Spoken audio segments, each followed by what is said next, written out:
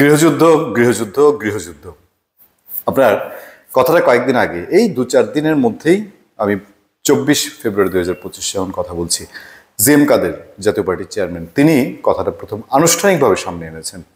GM কাদের বলছেন দেশকে গৃহযুদ্ধের দিকে নিয়ে যাওয়া হচ্ছে, এই প্রসঙ্গটি তিনি তুলেছেন।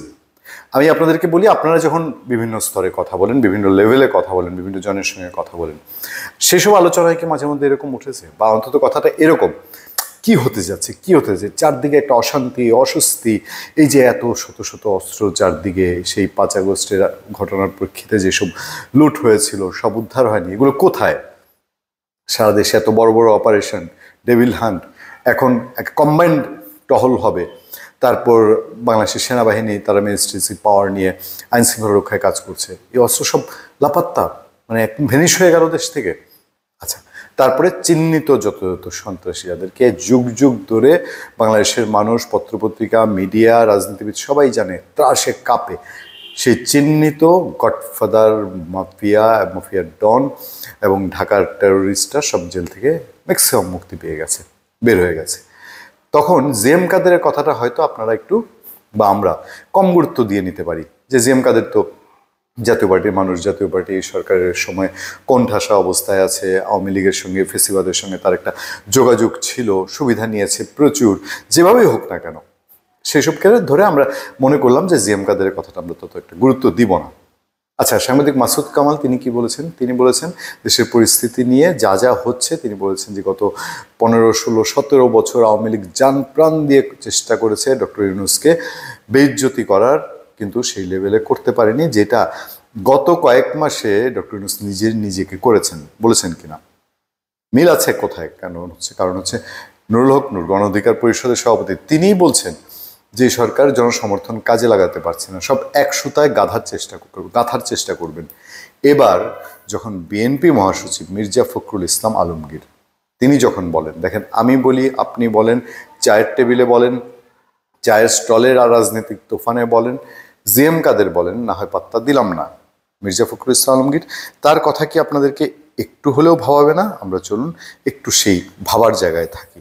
ইন্ডিপেন্ডেন্ট নিউজ করেছে, হেডলাইন হচ্ছে ইন্ডিপেন্ডেন্ট নিউজ পোর্টালে, সরকার কি গৃহযুদ্ধের দিকে যেতে চায়? মির্জা ফখরুলই প্রশ্ন তুলছেন, কিছু তো একটা আছে। মির্জা ফখরুলের প্রশ্ন, জাতীয় নির্বাচনের আগে স্থানীয় নির্বাচন হলে দেশের নৈরাজ্য হতে পারে বলে সতর্ক করেছেন বিএনপি মহাসচিব মির্জা ফখরুল ইসলাম আলমগীর। সোমবার বিকেলে ধামরাইয়ের যাত্রাবাড়িতে বিএনপির এক জনসভায় তিনি এই কথা বলেন। বিএনপি তো ডিক্লেয়ার দিয়েছে, বিএনপির নেতারা জয়নাল আবেদিন ফারুক, অ্যাডভোকেট জয়নাল আবেদিন, তারা সবাই বলেছেন স্থানীয় সরকার নির্বাচন তারা হতে দেবেন না, ক্লিয়ারলি বলেছেন। তাহলে কি তাই যে সরকার ধরে নির্বাচনের দিকে যায়, স্থানীয় সরকার নির্বাচনের দিকে, জাতীয় নির্বাচন পেছাবে, এবং এটা বিএনপি মেনে নিবে না? বিএনপি মহাসচিব বলেন, সরকার যদি জনগণের প্রতিষ্ঠিত না হয়, সে দেশে যদি শান্তি শৃঙ্খলা ফিরে না আসে, তাহলে এমনিতেই স্থানীয় সরকার নির্বাচন নিয়ন্ত্রণ করা সম্ভব নয়। প্রতিদ্বন্দ্বী প্রার্থী একে অপরকে খুন করে, মানুষকে মারে, আগুন জ্বালিয়ে দেয়, নৈরাজ্য সৃষ্টি করে।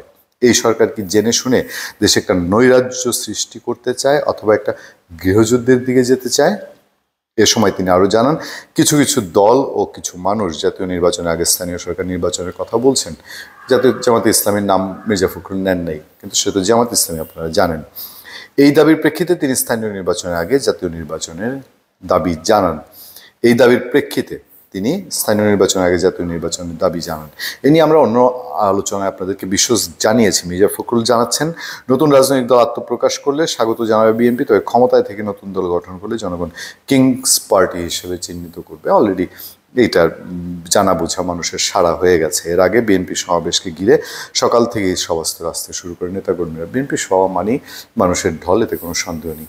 শুরু করেছিলাম যেটা দিয়ে, গৃহযুদ্ধ শুধু স্থানীয় সরকার নির্বাচন ঘিরে, নাকি ভেতরে অন্য কিছু? আমি একজনের রেফারেন্স দিই আপনাদেরকে। তিনি বিএনপি চেয়ারপারসন বেগম খালেদা জিয়ার, তিনি সিকিউরিটি জায়গায় ছিলেন, তিনি একজন অবসরপ্রাপ্ত মেজর।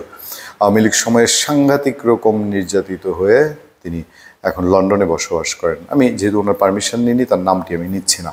তার একটা ফেসবুক পোস্ট আমি দেখেছি, তিনিও বলছেন সরকারকে উদ্দেশ্য করে যে আপনারা কি জানেন না যে গৃহযুদ্ধের সমস্ত রকম প্রস্তুতি শেষ করা সারা হয়ে গেছে।